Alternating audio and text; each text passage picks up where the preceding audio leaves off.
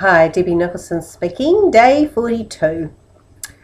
And all my family have gone, and here we are, my husband and I, looking after the house so that no strangers come into the property who we would not want here. Very different to living in an 11-metre mobile home, I can tell you, because, we've only got 11 metres to walk up and down.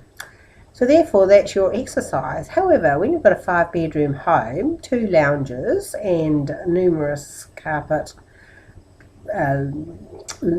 vinyl and gardens and all the things that my mother hoarded, you get quite tired at night. It's incredible. Anyway, we're up to day 42. I wanted to talk to you today about moods. The mood here has been interesting over the last few days. Yes, the words of the will were not quite expected to one of us, and so, things are a little bit different to what we thought, but it's all working out really well. Everyone's getting on well. It's wonderful, actually. Got to know members of the family that we wouldn't normally probably have spent time with because of distance and time getting here and transport, etc. So it's been wonderful, but, as regards moods in business, when you get up in a good mood, everything seems wonderful and you have a great day. Everything's wonderful. The sun might not be shining, but if it is, it makes it more pleasant. Beautiful breakfast, everyone's happy and laughing, and it's just a wonderful day to get up to. If you're in a bad mood, however, all you have to do is trip when you first get out of bed, and that's the first thing that goes wrong. Lining up to go to the toilet may be another thing that goes wrong. Burning the toast, coffee not quite the taste that it should have been, the gas runs out on the gas heater. I can think of heaps of things that if you're in a bad mood would make you so grumpy.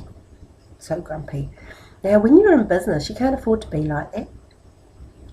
You've got to have a nice face, you've got to have a pleasant face, you've got to have a smile, you've got to have a thank you on your lips. You have to be pleasant, whether you want to be or not. And so, isn't it wonderful if you can get up in the morning and switch the bad mood over to being in a good mood? And it's so easy. People don't realise how easy it is, and all it is a matter of changing your thought pattern. So if you get up in a grumpy mood because maybe you didn't sleep properly, like we had earthquakes all yesterday and the day before since Friday, and Wellington does have a grumbly earthquake history anyway, not like Christchurch, who didn't even know they were on a fault line and had all that damage. But we had a very serious one last night. Well, through the night it was quite frightening to experience an earthquake in a house again, when everything rattles and groans and just shakes, as to being in a mobile home and feeling the ground shaking and not feeling threatened at all.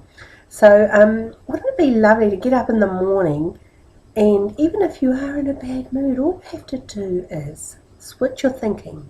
Start thinking about good things. Now, if you can't do that immediately, you need something to make you laugh, or you need to lie down again and open your eyes, blink your eyes and think, I'm getting up and it's going to be wonderful, it's going to be wonderful. You've got to change that thought pattern so that when you get up in the morning, things are going to be fine. So when you get to work, especially if you are self-employed, where you are expected to be a nice person,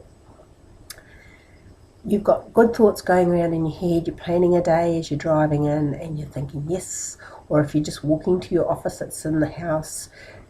Change your thought patterns. Make sure you're thinking right, because being in a bad mood makes things so bad. Being in a good mood changes the whole perspective of things. So I wanted to talk to you about that today, because it's so important to change your attitude, to change your thought pattern. It's so important to be a pleasant person to approach rather than somebody who was not. All right, so I will talk to you again tomorrow, and it's wonderful to be back with you. And this is day 42, and I'll see you again. Bye.